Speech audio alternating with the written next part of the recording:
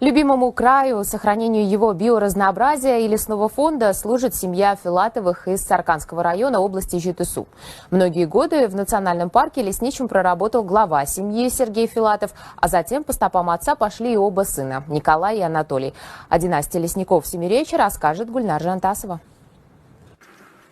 Инспектор Жоңғар-Алатауского государственного национального природного парка Анатолий Филатов наизусть знает каждую звериную тропу на своем участке.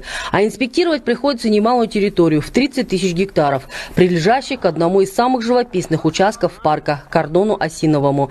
Сейчас зимой работы немало, говорит Анатолий. Нужно разложить подкормку на самых излюбленных местах нахождения лесных животных. А их здесь водится множество – от моралов, кабанов до зайцев. Все летние каникулы проводил вместе с отцом, работал. Он приобщал меня к природе, поступил на эту же работу, где работал мой отец. Природу люблю свою работу. Своих детей тоже буду приобщать к любви к природе, к сохранению леса, чтобы осталось дальнейшим нашим потомкам. Добираться до Осинового зимой сложно. Снежный покров высокий, и не каждый транспорт пройдет. Однако начальство инспектирует часто, причем в лице старшего брата Николая. Здесь в нацпарке он лесничий, и в его подчинении 12 человек. Родственные связи только дома, а на работе брат, сват нету.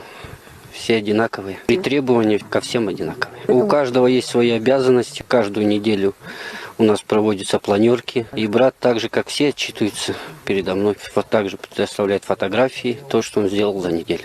Частый гость в кордоне и отец Филатовых Сергей. За годы работы в Осиновом он вложил немало труда и любви в его благоустройство. Здесь ему дорога каждая елочка, которую он высадил своими руками. За свою работу я не подвел.